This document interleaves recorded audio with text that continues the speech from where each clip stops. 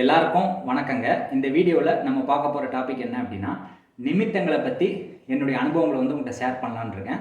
Phone மூலிமா கிடைச்ச நிமித்தங்கள், அதுக்கடுத்து பார்த்தீங்க அப்படின்னா நேரடியாக போய் சந்தித்த நிமித்தங்களை வச்சு நான் பலன் சொன்ன விதத்தை வந்து நீங்கள் வந்து கேளுங்க. உங்களுக்கும் யூஸ்ஃபுல்லாக இருக்கும் அப்படிங்கிறதுனால தான் இதை வந்து நான் வந்து உங்களுக்காக வந்து நான் ஷேர் பண்ணுறேன். அப்போ ஒருத்தர் வந்து ஃபோன் மூலிமா நான் பேசிகிட்டு இருக்கேன். அவர் வந்து பலன் கேட்கல, சும்மா வந்து அவர்கிட்ட வந்து நான் பேசிகிட்டு இருக்கேன். அப்படி பேசிகிட்டு இருக்கும்போது என்ன நடக்குது அப்படின்னா, அவர் என்ன பண்ணுறீங்கன்னு கேட்குறேன். தற்செயலாக ஒருத்தர்கிட்ட கால் பண்ணி கேட்டுட்டு இருக்கும்போது என்ன செய்கிறீங்கன்னு கேட்குறேன். அப்போ வந்து என் பையனுக்கு வந்து நான் வந்து பாடம் நடத்திட்டு இருக்கேன். அவருக்கு வந்து ஒரு சின்ன பையன் இருக்கான். அவனுக்கு வந்து நான் வந்து சொல்லி தந்துட்டுருக்கேன் அப்படின்னு சொல்லி சொல்கிறாரு. அப்படி சொல்லிகிட்டு இருக்கும்போது என்ன ஆகுது அப்படின்னா, என்ன நோட் வச்சுருக்கீங்கன்னு கேட்குறேன் அவர்கிட்ட. அவர் கையில் வந்து என்ன நோட் வச்சுருக்காரு, அந்த நோட்டினுடைய பேர் என்ன அப்படின்னு சொல்லி நான் கேட்குறேன். அப்போ அவர் என்ன சொல்கிறாரு அப்படின்னா, அந்த நோட்டு பேர் வந்து நாகராஜா அப்படின்னு பேர் இருக்குது நோட்டில் அப்படின்னு சொல்லி சொல்கிறாரு. நாகராஜா அப்படிங்கிற பேர் வந்து நோட்டில் இருக்குது. அப்போ நான் என்ன சொன்னேன் அப்படின்னா, நாகம் அப்படிங்கிறது வந்து ராகு, ராஜா அப்படிங்கிறது வந்து சூரியன். இது எல்லாருக்குமே தெரியும். சிவனை தான் நம்ம வந்து ராஜான்னு சொல்கிறோம். சிவனை தான் வந்து நம்ம ராஜான்னு சொல்கிறோம். நாகம் அப்படிங்கிறத ராகுன்னு சொல்கிறோம். இப்போ இது நமக்கு தெரியுது. ஆனால் அவர்கிட்ட நம்ம சொல்லும்போது என்ன கேட்டேன் அப்படின்னா, உங்கள் பூர்வீகத்தில் நீங்கள் வந்து தர்ப்பணம் எதுவும் கொடுக்கலையா, அதாவது இறந்தவங்களுக்கு வந்து எதுவுமே இந்த திதி தர்ப்பணம்லாம் கொடுக்கலையா, அந்த பூர்வீக சாபம் தான் உங்களை தொடருது அப்படின்னு சொல்லி சொல்கிறேன். நான் அந்த டைமில் சொன்ன நிமித்தத்தில் அதுதான் காட்டுச்சு.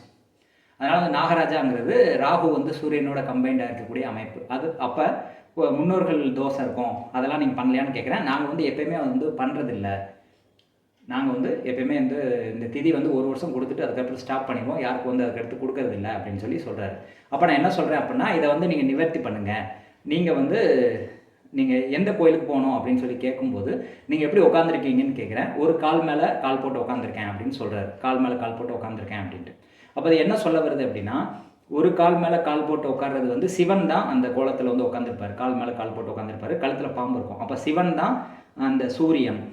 ராகுங்கிறது அவர் கழுத்தில் இருக்கக்கூடிய பாம்பு. அவர் உட்கார்ந்த கோலத்தில் ஒரு கால் மேலே ஒரு கால் போட்டு உட்கார்ந்த கோலத்தில் இருக்கக்கூடிய சிவனை போய் நீங்கள் பாருங்கள், அதுதான் உங்களுக்குரிய தீர்வு அப்படின்னு சொல்லி சொல்கிறேன்.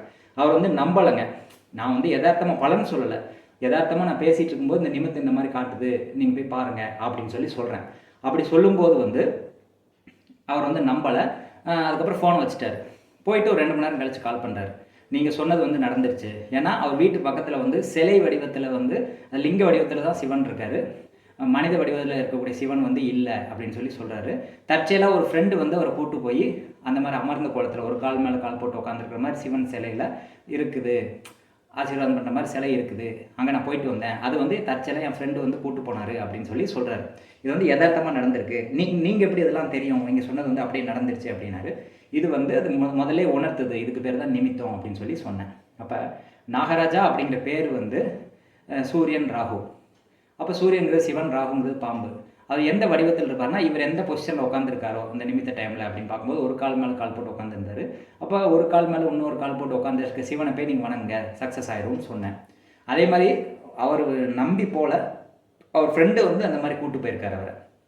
இந்த மாதிரி வாங்க, இங்கே வந்து ஒரு சிவன் சிலை இருக்குது அப்படின்னு சொல்லி கூப்பிட்டு போய் அந்த மாதிரி வந்து சக்ஸஸ் ஆகிருக்குது. இது வந்து அவர் ஷேர் பண்ண ஒரு விஷயம்.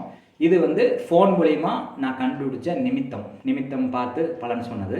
இப்போ நேரடியாக நிமித்தம் பார்த்து பலன் சொல்கிற முறைன்னு ஒன்று இருக்குது. நேரடியாக நிமித்தம் பார்த்து பலன் சொல்கிற முறைன்னா, ஒரு பையன் என்னுடைய ஊர்லேயே வந்து ஒரு பையன் வந்து அவங்க ஃபேமிலிக்கு வந்து பார்க்கணும், ஜாதகம் பார்க்கணும்னு சொல்லி எடுத்துகிட்டு வரான் ஜாதகத்தை. அப்போ ஜாதகம் கொடுக்குறதுக்கு முன்னாடி வந்து நாங்கள் ஒரு சூழலில் போய் நின்றுட்டுருக்கோம். அங்கே நின்றுட்டு இருந்த இடத்துல போய் பார்க்கும்போது பார்த்தீங்க அப்படின்னா, ஒரு கொக்கு வந்து பறந்துட்டுருக்குங்க. அந்த இடத்துல வந்து நிறைய மீன் இருக்குது. அந்த குளத்துலேருந்து கொக்கு வந்து பறந்துட்டுருக்கு. அப்போ அந்த கொக்கு அந்த மீனை பிடிச்சி பறக்கக்கூடிய சீன் வந்து நான் பார்க்குறேன். அப்போ மீன் அப்படிங்கிறது சந்திரன் தானே. அப்போ உங்கள் தாயை பற்றி நீங்கள் கேள்வி கேட்டிருக்கீங்க. ஒரு தாய் வந்து ஒரு சிக்கலில் இருக்காங்க அப்படின்னு சொல்லி சொல்கிறேன். ஆமான்னு சொல்கிறாரு. அவர் கேட்ட இடம் பார்த்தீங்க அப்படின்னா, ஒரு புளிய மரத்துக்கு பக்கத்தில் வந்து நாங்கள் கேட்குறோம். அது பக்கத்தில் வந்து ஒரு குளத்து பகுதியில் வந்து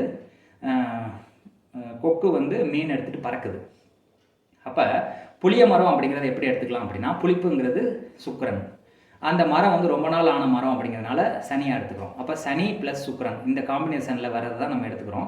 சனிங்கிறது தொழில், சுக்கிரன்கிறது ஒரு பெண். அப்போ தொழிலில் வந்து ஒரு பெண்ணுனால பிரச்சனை வருதா உங்கள் அம்மாவுக்கு அப்படின்னு சொல்லி கேட்குறேன். ஆமாம் வருது அப்படின்னு சொல்லி சொல்கிறாங்க. அவங்க அம்மா எப்படி ரியாக்ட் பண்ணுறாங்க, என்ன மாதிரி பாதிப்பில் இருக்காங்கன்னு பார்க்கும்போது அங்கே ஒரு நாய் இருக்குதுங்க. அந்த நாய் வந்து சாப்பிட போகுது, சாப்பிடாம திரும்ப ஓடிடுது, திரும்ப வருது, சுற்றுது, திரும்ப ஓடிடுது. அப்போ உங்கள் அம்மா வந்து குழப்பத்தில் இருக்காங்க அப்படின்னு சொல்லி அதை வச்சு நான் கண்டுபிடிச்சேன். அதுக்கப்புறம் ஜாதகத்தை பார்த்து பலன் சொல்லணும்னு வச்சுக்கோங்களேன். இந்த பாதி விஷயங்கள் வந்து நிமித்தத்தை பார்த்தே வந்து நம்ம சொல்ல முடியும். அந்த மாதிரி விஷயங்களை சொன்னதுக்கப்புறம் ரொம்ப ஆச்சரியப்பட்டான். நீங்கள் சொல்கிறது வந்து நம்ப முடியாத மாதிரி தான் இருக்குது, ஆனால் அது உண்மை அப்படிங்கும்போது நம்பி தான் ஆக வேண்டியிருக்கு அப்படின்னு சொல்லி சொன்னான். அதுக்கப்புறம் ஒரு ஹோட்டலில் போய் அவனை வந்து உட்கார வைக்கிறேன். உட்காந்துருக்கும்போது அங்கே வந்து வாத்துகள் நிறையா வளர்க்குறாங்க அந்த ஹோட்டலில். அப்போ வாத்துகள் நிறையா வரும்போது என்ன பாதிப்பு இருக்குது அப்படின்னு சொல்லி கேட்குறேன். என் ஒய்ஃபுக்கு வந்து ஒரு நோய் பாதிப்பு இருக்குது அப்படின்னு சொல்லி சொல்லும்போது அந்த நேரத்தில் வந்து அங்கே போய் பார்க்குறேன். அந்த வாத்துகள் என்ன பண்ணுது அப்படின்னா இப்படி சைடில் வந்து சொரிஞ்சிக்கிட்டே இருக்குது. இப்படி இப்படி இப்படி அதாவது என்ன சொல்கிறது, கழுத்தை வந்து இப்படி திருப்பி இந்த இடத்துல சொரிஞ்சிக்கிட்டே இருக்குது வாத்து. அப்போ அது என்ன சொல்ல வருது அப்படின்னா, இந்த இடத்துல உங்கள் ஷோல்டர் பகுதியில் வந்து அரிப்படுக்குதா, தோல் சம்மந்தப்பட்ட பிரச்சனை இருக்குதா ஷோல்டர் சைடில் அப்படின்னு சொல்லி கேட்குறேன். ஆமாம் இருக்குதுன்னு சொல்லி சொல்கிறாரு. ஏன்னா அவர் கேட்ட டைமில் வந்து வாத்து வந்து இந்த இடத்துல வந்து சொரிஞ்சிக்கிட்டே இருக்குங்க. அப்போ சொரியும் போது வந்து உங்களுக்கு ஷோல்டரில் வந்து ஒரு தோல் பிரச்சனை இருக்குது அப்படின்னு சொல்லி சொல்கிறேன். ஆமாம் இருக்குது, என் ஒய்ஃபுக்கு அதான் பிரச்சனை இருக்குது அப்படின்னு சொல்லி சொல்கிறார். அப்போ அது உட்காந்த இடம் பார்த்தீங்க அப்படின்னா ஒரு ஹோட்டலு. அந்த உட்காந்துருக்கு இடத்துல பக்கத்தில் வந்து தந்தூரி நைட்ஸ் அப்படின்னு சொல்லி போட்டிருக்கு போர்டு. தந்தூரி நைட்ஸ் அப்படின்னு போட்டிருக்கு. அதில் வந்து ஒரு வத்தல் சிம்பிள் இருக்குது. அப்போ நான் என்ன கேட்டேன் அப்படின்னா, உங்கள் ஒய்ஃபு நைட் டைமில் வந்து காரமாக வந்து சாப்பிடுவாங்களான்னு கேட்குறேன். ஆமாம் காரமாக சாப்பிட்றாங்க அப்படின்னு சொல்லி சொல்கிறாங்க.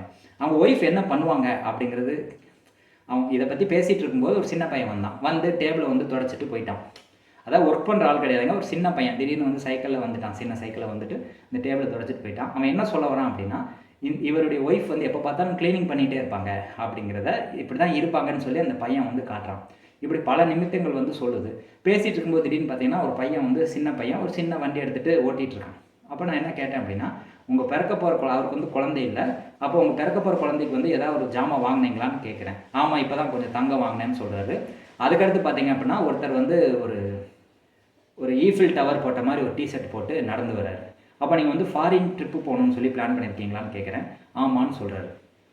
அதுக்கடுத்து பார்த்தீங்க அப்படின்னா இந்த மாதிரி வந்து ஒவ்வொரு விஷயங்களையும் வந்து நம்ம நிமித்தத்தில் பார்த்து தான் நான் வந்து சொல்லிட்டு இருந்தேன். ஜாதகத்தை பார்த்து சொன்னது பாதி, நிமித்தத்திலே பாதி பலனை வந்து நான் சொல்லிட்டு இருந்தேன். உட்காந்துருக்கும்போது என்ன ட்ரெஸ் போட்டிருக்காரு, எந்த திசையை நோக்கி உட்காந்துருக்காரு, யார் வந்து எதிரில் வரா, எப்படி நடந்து வராங்க, இந்த தடங்கள் வந்து நீங்குமா நீங்காதா, அதை பார்த்துட்டு இருக்கும்போது வாத்துகள் வந்து கத்திட்டு இருந்ததுன்னு அது வரைக்கும். தடங்கள் நீங்குமான்னு கேட்டதுக்கப்புறம் எல்லாம் சைலண்ட்டாக இருந்துச்சு. அப்போ தடங்கள் நீங்காது, ரொம்ப நாள் எடுக்கும் அப்படின்னு சொல்லி சொன்னேன்.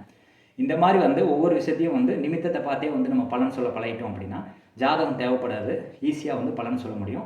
இந்த மாதிரி சின்ன சின்ன விஷயங்களை வந்து நான் நிமித்தம் மூலிமா வந்து பலன் சொல்லியிருக்கேன். அதை தான் உங்களுக்காக ஷேர் பண்ணியிருக்கேன். இந்த பதிவு வந்து கண்டிப்பாக உங்களுக்கு யூஸ்ஃபுல்லாக இருக்கும்னு நான் நம்புகிறேன். எப்படி இருக்குது அப்படின்னு சொல்லி கமெண்ட் செக்ஷனில் கமெண்ட் பண்ணுங்கள். நீங்களும் வந்து நடைமுறையில் பொருத்தி பாருங்கள்.